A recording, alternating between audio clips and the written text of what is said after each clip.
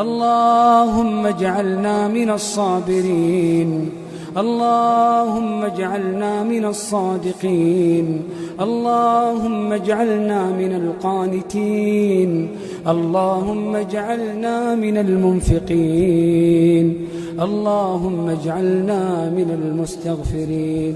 اغفر لنا ذنوبنا كلها، اغفر لنا ذنوبنا كلها.